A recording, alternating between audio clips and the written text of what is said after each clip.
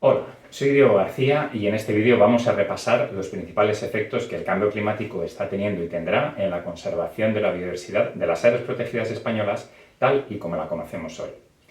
También daremos un repaso general al papel que están desempeñando las áreas protegidas en la mitigación y adaptación al cambio climático, ilustrándolo con algunos ejemplos.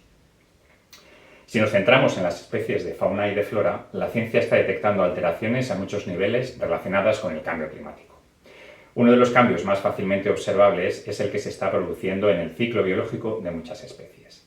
Nos encontramos, por ejemplo, con especies que se reproducen más tarde, algunas especies de plantas que florecen a destiempo, o que han alterado sus migraciones, como algunas especies de aves.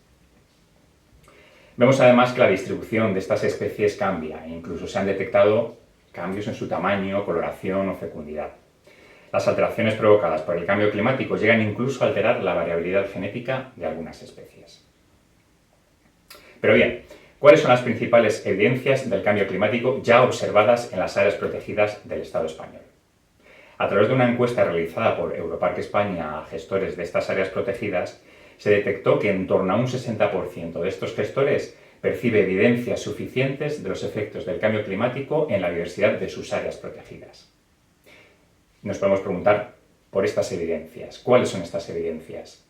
Una evidencia clara registrada a través de las estaciones de seguimiento meteorológico en las áreas protegidas tiene que ver con cuestiones como que nieva menos y la nieve dura menos en el suelo, también llueve menos y hace más calor, y otra de las variables que se han detectado es que la superficie del mar se está calentando.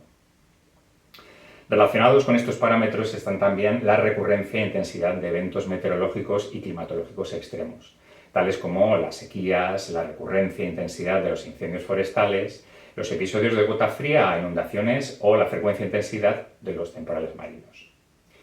Sobre los cambios en la distribución de las especies que veíamos antes, se han comenzado a detectar cambios tanto en su distribución altitudinal, lugares donde la diversidad, por así decirlo, se escapa por arriba, lo que ha conllevado la extinción de algunas especies de alta montaña, y latitudinal, especies cuya distribución se desplace hacia el norte o hacia sitios más húmedos y frescos, siendo sustituidas progresivamente por otras de climas más secos y áridos. Eso ha provocado que algunos hábitats propios de sitios húmedos, como las turberas, comiencen a ser más raros.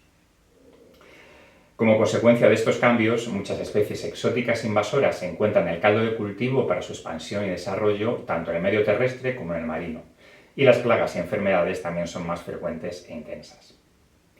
Por último, la pérdida de caudales en los cursos de agua, la alteración de la línea de costa o el incremento de la salinización en determinadas áreas son otras de las evidencias que comienzan a observarse en nuestras áreas protegidas. Si tenemos en cuenta las evidencias anteriormente descritas, nos encontramos con que los ecosistemas más vulnerables a los efectos del cambio climático son, por un lado, los ecosistemas de alta montaña, donde hemos visto que nieva menos y que la biodiversidad se nos escapa por arriba, es decir, las especies empiezan a subir de nivel altitudinal hasta que llega un punto en el que no encuentran ningún sitio donde refugiarse. Los humedales, muy afectados por el aumento de temperatura y el descenso de precipitaciones, con la consiguiente alteración de su funcionamiento, también son otros de los grandes ecosistemas más afectados por el cambio climático. Por otro lado, tenemos los ecosistemas marinos, con especies de crecimiento lento, como por ejemplo las praderas de Posidonia oceanica, que son muy interesantes como barreras naturales contra temporales marinos y con una gran capacidad para secuestrar carbono. También tenemos que tener en cuenta los ecosistemas litorales, muy afectados por el propio avance de la línea de costa. ¿En qué contribuyen las áreas protegidas a frenar la pérdida de biodiversidad y evitar las alteraciones producidas por el cambio climático? En primer lugar, evitando que se degraden y restaurando aquellos ecosistemas que mejor secuestran carbono y más cantidad almacenan.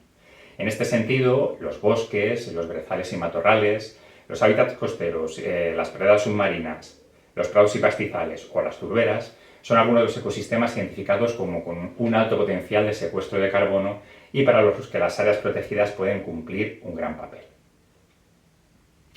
Por otro lado, las áreas protegidas pueden contribuir de manera activa a mantener la capacidad de los ecosistemas para amortiguar perturbaciones extremas y mantener su capacidad de proporcionar la mayor parte de los servicios esenciales para el bienestar humano, como en el caso de las praderas submarinas que comentábamos antes. Las áreas protegidas también son y serán muy interesantes para desarrollar sistemas de seguimiento de los efectos del cambio climático a largo plazo, como por ejemplo los desarrollados por la Red de Parques Nacionales del Estado español o por algunos espacios en particular, como es el caso concreto del Observatorio de Cambio Global de Sierra Nevada. Las áreas protegidas también son muy importantes para elaborar estrategias y medidas de adaptación de la biodiversidad a los escenarios climáticos que se generan.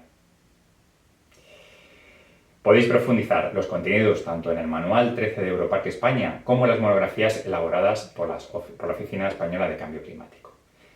Muchas gracias.